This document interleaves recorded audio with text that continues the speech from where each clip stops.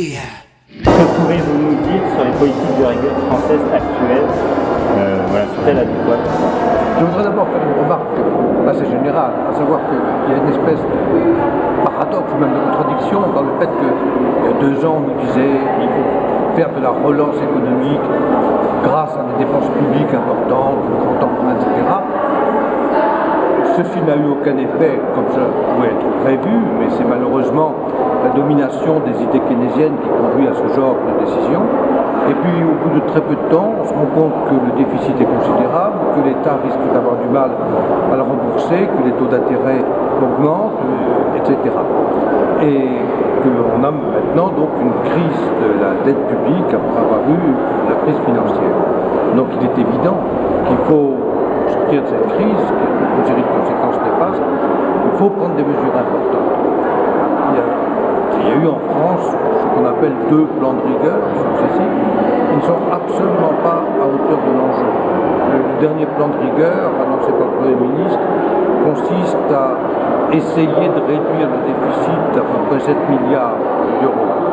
7 milliards d'euros alors que cette année, en 2012, l'État va emprunter 178 milliards d'euros, que la dette publique française représente à peu près 1700 milliards d'euros. On voit bien que ce n'est pas dans l'ordre des jours. D'autant plus qu'il faudrait quand même réaliser que pour pouvoir rembourser cette dette considérable, il faudrait dégager des excédents et non pas se contenter de réduire un peu les déficits. Donc dans la dimension déjà, il y a quelque chose qui est très contestable.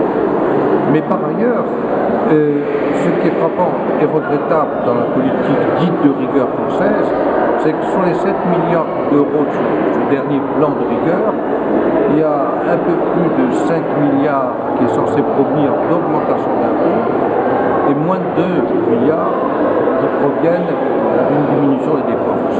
Si on veut faire une véritable politique de rigueur, ce sont les dépenses qu'il faut diminuer. Donc la politique de rigueur française risque simplement d'aggraver le mal, parce que plus on augmente les impôts, moins il y a d'incitation à produire, et par conséquent, la base fiscale se rétrécit. Donc il y a une contradiction de ce point de vue-là, il ne faut pas attendre grand-chose malheureusement de ce point de vue. Merci. Quelle rigueur donc? Bon, vous avez un peu répondu, du coup.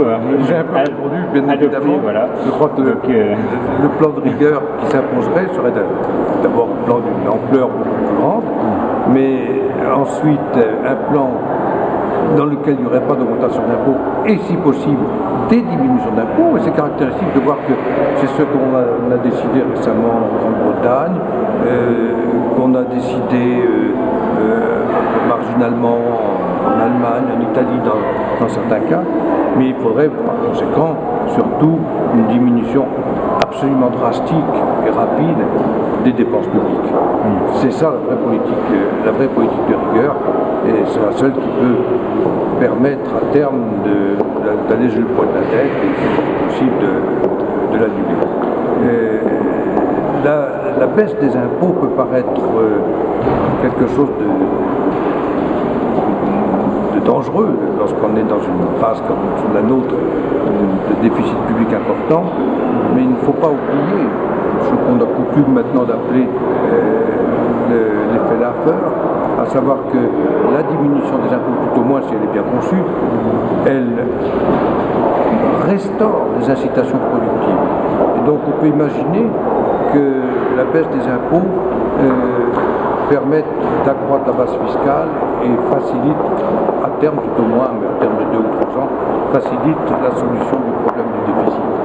Le grand auteur français que nous aimons, Frédéric Bastiat, lorsqu'il était député, qu'il y avait un déficit précisément, un déficit public, il avait dit que réduire les impôts dans ces circonstances, ce n'était pas folie mais sagesse.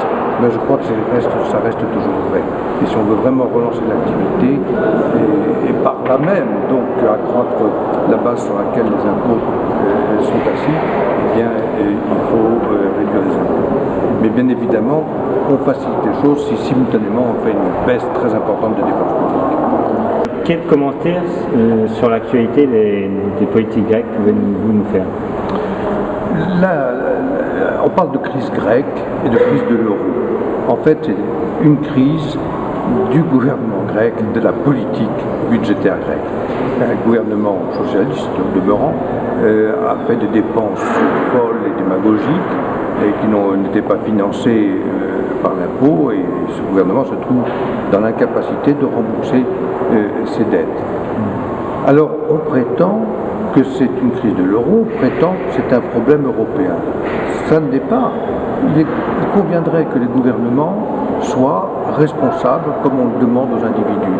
Un gouvernement fait une mauvaise gestion budgétaire, eh bien c'est à lui de prendre les moyens de rembourser en diminuant bien évidemment les dépenses publiques.